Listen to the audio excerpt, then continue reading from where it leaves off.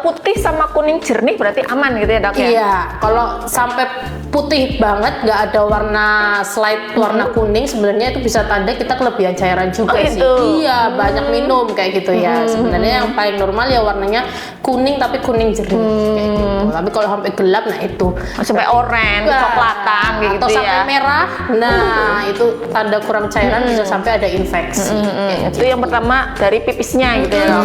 Itu paling dalam kondisi bahaya, Mbak. Ya bahayanya efeknya apa dok kalau Efeknya bisa sampai penurunan kesadaran. Bayangin aja kalau misalnya menyerap cairan itu adalah sel-sel di kepala ya, di otak kayak gitu. Bisa Paru-paru gitu ya. paru-paru jadi sesek. Kalau di otak dia jadi edem, jadi nyebabin bisa sampai pusing, sampai penurunan kesadaran, sampai nggak sadar kayak gitu. Mungkin Terutama- pasien-pasien dengan gangguan fungsi ginjal mungkin ada restriksi tersendiri terhadap cairan. malah dibatasi gitu ya dok ya. Kayak gitu. Jadi memang sebenarnya setiap individu berbeda-beda sih Mbak. Cuma secara umum ya kalau dewasa muda seperti itu kebutuhannya sekitar 8 gelas per hari atau 8 gelas 2 sehari. liter. Kayak Itu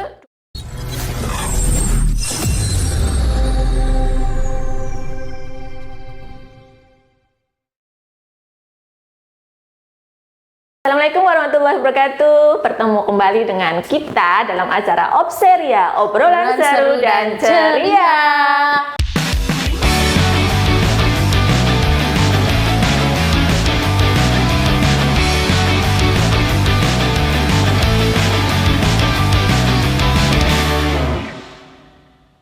Opseria kali ini kita kehadiran tamu spesial, yaitu seorang dokter yang cantik, Dokter Devi. Halo semuanya.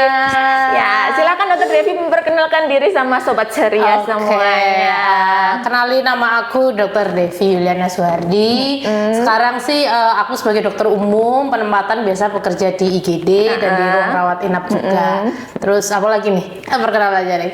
Ini asalnya katanya Putri Jogja ya? Ah iya, aslinya sebenarnya Jogja. Dari kecil sampai besar di Jogja. Kok bisa terdampar di Aji Barang ini gimana Tapi ceritanya? malah bekerjanya di Aji Barang, di RSUD Aji Barang. Jadi ketemu saya Iya, dong. Ini betul. berapa lama ini ngomong-ngomong udah di Aji Barang? Berarti sudah dari tahun 2019.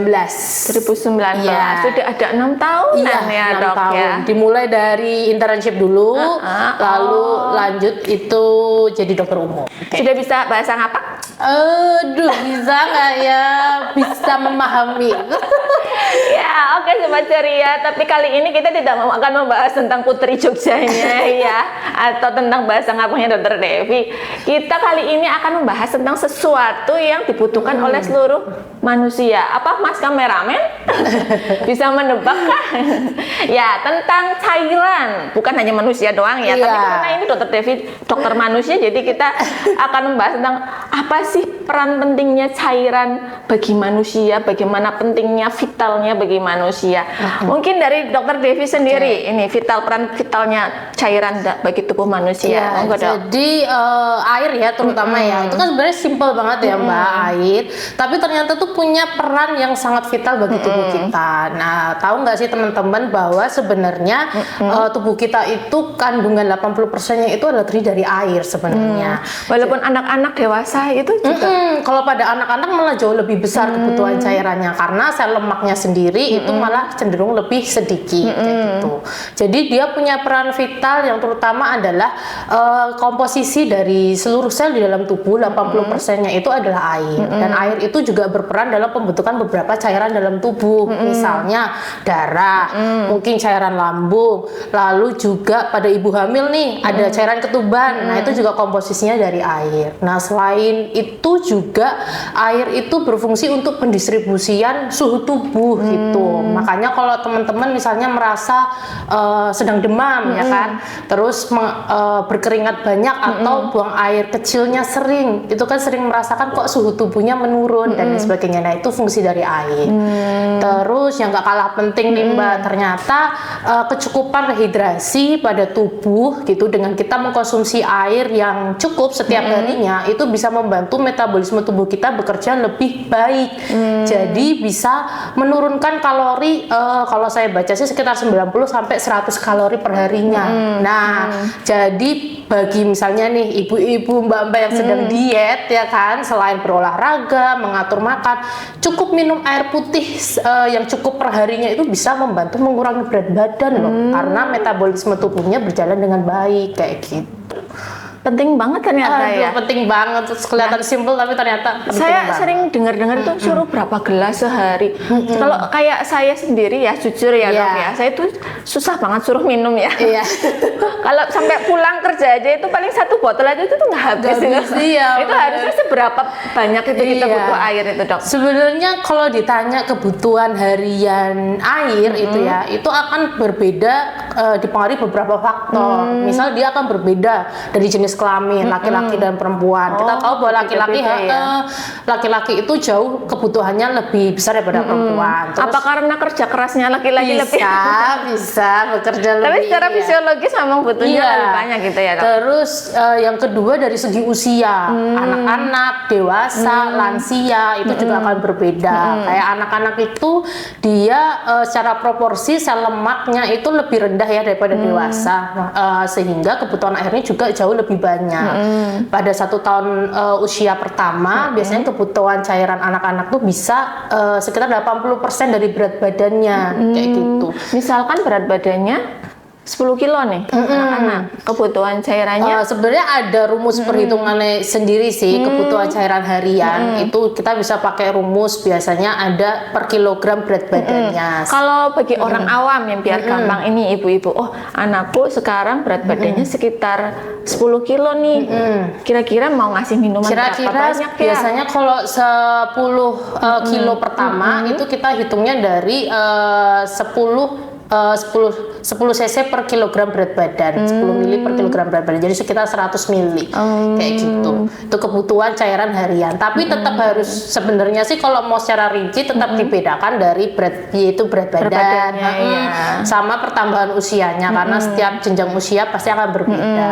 Selain itu aktivitas fisik juga mempengaruhi Mbak. Misalnya dia seorang atlet ya, misal seorang atlet pasti kebutuhan cairan jauh lebih tinggi dibandingkan yang bukan atlet, atau dia memang mengharuskan pekerjaan di luar ruangan nih, yang lagi suhunya ini misalnya lagi panas banget kayak gitu, itu juga pasti kebutuhan cairan jauh lebih meningkat. Dan misalnya dia punya penyakit yang melatar belakangi, misal kalau pada lansia ya, seringnya kan ada penyakit-penyakit penyerta seperti jantungnya sudah besar kayak gitu, atau mungkin pasien-pasien dengan gangguan fungsi ginjal, mungkin ada restriksi tersendiri terhadap cairan, Malah dibatasi gitu ya Dok ya? kayak gitu. Jadi memang sebenarnya setiap individu berbeda-beda sih Mbak, cuma secara umum ya kalau dewasa muda seperti itu kebutuhannya sekitar 8 gelas per hari atau gelas 2 sehari. liter kayak Itu 24 jam ya? 24 jam per harinya seperti itu. Iya, berarti sobat ceria ya, paling enggak 8 gelas sehari. Iya. Air putih ya Dok ya? Air putih Boleh nggak itu sebenarnya. 8 gelas itu sama es teh? Sebenarnya paling bagus tuh air putih, udah bagus, murah, mudah didapat ya Mbak kalau air putih itu. Cuman sebenarnya kita bisa dapat dari yang lain Mbak. Maksudnya gimana? Contohnya kita makan buah, bukan banyak ya? Iya, buah ada kandungan air gitu Iya, ya. buah itu kan juga beberapa jenis buah dia mengandung airnya cukup banyak. Misalnya buah semangka, buah pir, buah jeruk, itu kan sebenarnya kandungan air juga banyak. Atau olahan-olahan masakan kan sebenarnya kita juga banyak mungkin ibu-ibu ya memasak untuk keluarganya, sayuran dibuat sup atau apa itu kan ada airnya Itu juga buat sebenarnya. alternatif yang orang-orang yang nggak suka minum kayak saya gitu ya. Iya, Bisa sebenarnya penggantinya bisa. buah gitu ya. Cuma memang dianjurkan lebih baik sih dalam bentuk air Air putih. putih. Ya minimal 8 gelas per hari atau 2 liter per hari. Tapi kalau misalkan yang minum-minum manis-manis gitu gimana dong? Boleh nggak nganti? Saya sukanya kan ada yang minuman berwarna gitu, Iya. ada teh apa kopi gitu, Iya. boleh nggak? Atau Sebenarnya- ada pembatasan nggak boleh banyak-banyak? Ya tetap sih kalau misalnya teh atau kopi itu kalau dibilang boleh atau enggak ya boleh. Asalkan segala sesuatu tuh asal tidak berlebihan Oh, tuh sebenarnya iya. nggak apa-apa Mbak, ya kan. Apalagi tujuannya diet, minumnya kayak gitu ya? Dok, ya? Nah, kalau tujuannya diet, kalau diet minum teh dan kopi tapi tanpa gula itu malah bagus. Saya pernah baca. Oh, kayak gitu, tapi tanpa gula. Tanpa gula. Ya. Misal kopi kopi yang tanpa gula, tanpa susu ya, kayak gitu, kayak contohnya americano atau apa kopi hitam itu dia malah bisa membantu menurunkan juga berat badan kan, karena kalorinya kan ada tapi kecil kayak gitu. Jadi nggak lapar-lapar gitu ya. Kayak gitu bisa sih. Cuma kalau yang mengandung gula, mengandung susu yang tinggi, kalau diminum terlalu sering juga kurang baik. Kayak gitu. Oke deh dok. Ini kan saking pentingnya peran air ya dok. Iya. Ya? Nah ini kalau ada masyarakat di luar sana, terus anaknya lagi diare atau orang tuanya yang lagi nggak muntah-muntah nggak mau makan, atau ibu hamil juga kan banyak yang ini ya. Nah, itu tanda-tanda kekurangan cairan dok. Oke, Apa aja kira-kira yang perlu diwaspadai sama orang-orang di luar sana? Oke, untuk tanda kurang cairan sebenarnya ini yang paling gampang nih Mbak. Paling gampang, nggak harus orang itu dari tenaga kesehatan ya. Paling gampang mengecek kita itu tanda kurang cairan atau enggak adalah dari warna urin. Oh, warna pipisnya ya? Iya, sebenarnya banyak layanan masyarakat itu sudah memberikan edukasi Mbak. Jadi kalau kita sering perhatikan kayak di toilet umum ya, misalnya kayak di rest area di tol atau di beberapa mall gitu, kadang banyak dipasang poster tentang kenali apa atau amati warna urin kayak gitu. Nah sebenarnya kalau kita cukup rehidrasinya, warna urinnya biasanya warna kuning yang jernih gitu. Tapi semakin dia warnanya pekat, warnanya gelap, nah artinya kita kurang minumnya kayak gitu. Kalau putih sama kuning jernih berarti aman gitu ya dok ya? Iya, kalau sampai putih banget nggak ada warna slide warna kuning, sebenarnya itu bisa tanda kita kelebihan cairan juga sih. Iya, banyak minum kayak gitu ya. Sebenarnya yang paling normal ya warnanya kuning tapi kuning jernih kayak gitu. Tapi kalau sampai gelap, nah itu sampai oranye, kecoklatan gitu atau sampai ya. merah, nah itu tanda kurang cairan, bisa sampai ada infeksi. Itu yang pertama dari pipisnya gitu ya dok? Itu paling gampang. Terus tanda dehidrasi lain mungkin terlihat nih, yang gampang kedua itu adalah melihat mungkin bibirnya kering, kulitnya mungkin terlihat kering. Kalau kita kayak di ruangan yang ber AC cukup lama, terus minumnya kurang, kadang terasa ya kulit kering, bibir kering. Terus kalau pada anak-anak sering nih ibu-ibu mungkin melihat kok ubun-ubunnya cekung, atau kalau anaknya belum bisa ngomong ya, kalau haus terlihat anaknya rewel, kayak kepengen minum gitu terus ya. minta minum kayak gitu. Atau sampai yang berat ini Mbak, kalau sampai berat itu bisa ditemukan ya anaknya lemas, sampai ada penurunan kesadaran kayak gitu. Itu tanda dehidrasi. Kira-kira kapan ini kalau misalnya anaknya diare terus nggak mau makan, itu harus dibawa ke fasilitas kesehatan atau tenaga kesehatan dok? Yang kan banyak juga dengar-dengar tuh ada orangnya gemuk, anaknya gemuk, gemoy, kan akhirnya nggak kelihatan ya dok ya kalau dehidrasi ya. Iya benar, itu memang challenge banget sih, karena kalau pada anak gemuk itu karena dia kelihatannya kan apa ya, kalau anak kurus kan mungkin terlihat banget ya, kayak kalau kurang cairan tuh ubun-ubunnya cekung, matanya cowok gitu. Kalau pada anak gemuk memang kadang kurang terlihat. Cuman kapan sih, kalau ditanya kapan kalau anak kita mengalami diare atau muntah terus dibawa harus ke rumah sakit atau tenaga kesehatan adalah ketika memang udah terlihat adanya tanda dehidrasi. Dan tanda dehidrasi yang ringan yang bisa dilihat yaitu anaknya terlihat rewel, terus juga mungkin bisa dilihat pipisnya kok warnanya gelap, atau malah kok nggak keluar. Kan seharusnya kan bisa kalau cukup rehidrasi itu kita buang air kecil mungkin sekitar 4 jam sekali kayak gitu. Kok terlihat dia udah lama ini nggak buang air kecil, kok nangis tapi kok air matanya nggak keluar padahal nangis terus kayak gitu. Itu kan sudah mulai ada tanda-tanda dehidrasi tuh. Atau sampai anaknya kok kelihatan minta minum terus kayak gitu. Itu harus segera dibawa ke tenaga kesehatan. Paling enggak bertemu dengan tenaga kesehatan, kita bisa menilai derajat dehidrasinya apakah memang masih bisa dilakukan rehidrasi secara per oral, ataukah memang harus dilakukan pemberian cairan lewat infus gitu. Itu sih. Karena kan kebanyakan itu ya kita minumnya banyak, tapi ketika sakit sendiri kan memang mual, nggak mau minum gitu ya.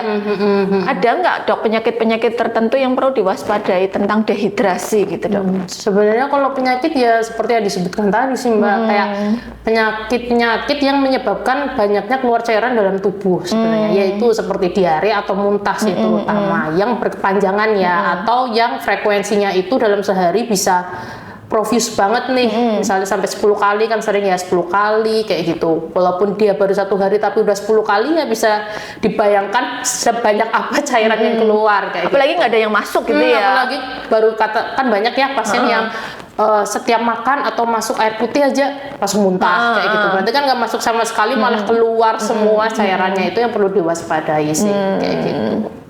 Nah ini terkait kelebihan, tadi kan kekurangan ya, Iya, kelebihan. Ada nggak sih bahayanya juga kalau kita kelebihan cairan gitu? Iya benar. Ada sih Mbak. Jadi segala sesuatu tuh walaupun kelihatan baik ya Mbak, kalau kekurangan itu nggak bagus, tapi segala Yang sesuatu yang berlebihan berlebihan gitu ya. itu juga nggak bagus gitu ya. Termasuk air ini. Kalau air dalam tubuh kita berlebih, kita ibaratnya dia akan bisa menyebabkan regulasi kayak elektrolit dalam tubuh itu juga terganggu karena cairannya yang lebih banyak. Jadi elektrolit tubuh itu ikutan kadarnya itu juga rendah. Oh gitu. Ada kasus komposisinya yang namanya, gitu ya. Jadi komposisinya itu berubah gitu Mbak. Ada kasus dia kalau misalnya cairannya terlalu banyak tuh bisa nyebabin hiponatremi. Nah kalau pada kasus itu biasanya menyebabkan sel-sel tuh malah cenderung menyerap cairan, banyak cairan kayak gitu. Salah satu kompensasi juga menyerap banyak cairan sehingga bisa menyebabkan pembengkakan pada sel-sel dalam tubuh. Itu juga dalam kondisi bahaya Mbak. Ya bahayanya efeknya apa dok kalau Efeknya bisa sampai penurunan kesadaran. Bayangin aja kalau misalnya menyerap cairan itu adalah sel-sel di kepala ya, di otak kayak gitu. Bisa paru-paru paru-paru jadi sesek. Kalau di otak dia jadi edem, jadi nyebabin bisa sampai pusing, sampai penurunan kesadaran sampai nggak sadar kayak gitu. Terutama pada kondisi-kondisi tadi yang disebutkan Dokter Devi itu ya pasien-pasien tertentu juga ya, pasien ginjal, pasien jantung gitu ya. Seringnya kayak gitu. Karena kalau ginjal kan fungsinya untuk mengeluarkan cairan juga ya Mbak. Jadi kalau pada pasien-pasien yang memang sudah gagal ginjal, bahkan mungkin gagal ginjal yang sudah kronis ya, yang sudah stadium akhir, dia fungsi ginjalnya sudah sangat terganggu, ya bisa menyebabkan penumpukan cairan. Jadi cairannya tidak keluar. Kalau dia minum terlalu banyak tapi nggak ada yang dikeluarin, otomatis di dalamnya kan terlalu overload ya, gitu. Jadi banyak keluhan seperti itu. Ya lebih baik mereka yang punya penyakit jantung atau ginjal harusnya mengikuti instruksi dari dokternya masing-masing ya dok ya. Betul. Berapa banyak cairan yang gitu ya. dibutuhkan. Walaupun baik, tapi kalau sesuatu yang berlebih juga tetap nggak baik. Iya betul seperti itu.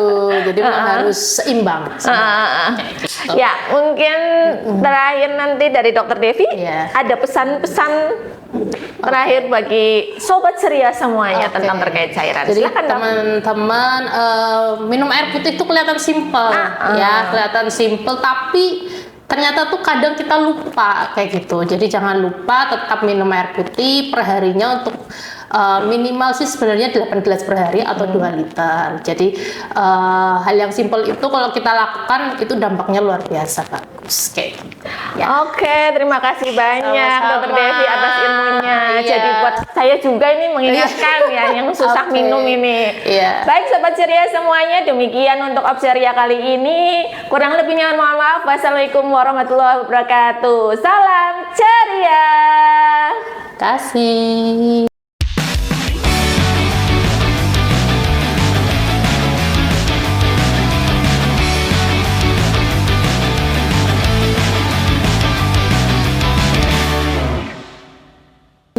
Terima kasih. Udah ya? 5 menit, 15 menit. 20 menit. Emang iya? Serius? Ternyata senang ngobrol juga ini, katanya demam panggung. Beneran Mbak, tapi aku takut belibet. Kamu tahu gak Mbak, aku waktu disuruh itu tuh aku kayak Katia di rumah ngomong sendiri. Karena kayak aku nyuruh suamiku, kamu dengerin aku aja ya, kamu pura-pura kameramen. Aku takut belibet. Ternyata Ya, besok ada edisi 2 kayaknya. Ada